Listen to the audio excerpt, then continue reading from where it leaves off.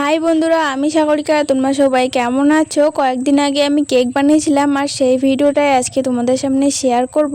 বিস্কুটগুলো বের করে আমি বিস্কুটের ক্রিমটা আলাদা করে নিয়েছিলাম। ক্রিমটা দিয়ে ফুল বানাবো আর বাকিটা কেকের মাঝখানে দেবো। তো তারপর বিস্কুটগুলো আমি আর শিলনোড়ায় বেটে নিয়েছি। তোমরা চাইলে মেশিনের মধ্যেও বাটতে পারো। তারপর দুধটা আমি গলিয়ে নিয়েছি আর বিস্কুটের যে গুঁড়োটা আছে ওখানে ইনো, চিনি, তারপরে একটু দুধ অল্প অল্প করে দিয়ে সুন্দর করে গুলিয়ে নিয়েছি। তারপরে একটা বাটিতে একটু সাদা তেল মেখে ওখানে একটা কাগজ দিয়ে ব্যাটারটা পুরোটা ওখানে দিয়ে বালি ভর্তি কড়াইয়ে আমি পুরো ওখানে রেখেছি 20 মিনিটের মতো। তারপরে ওটা বের করে একটা কাঠি দিয়ে ট্রাই করে দেখেছিলাম যে হয়েছে কিনা। তো ওটা কিন্তু হয়ে গেছিলো। তো কেকটা আমি সিম্পল ডিজাইন করেছিলাম, এর আগে আমি কোনোবারও কেক বানাই নাই। তো কেমন লাগছে বলো।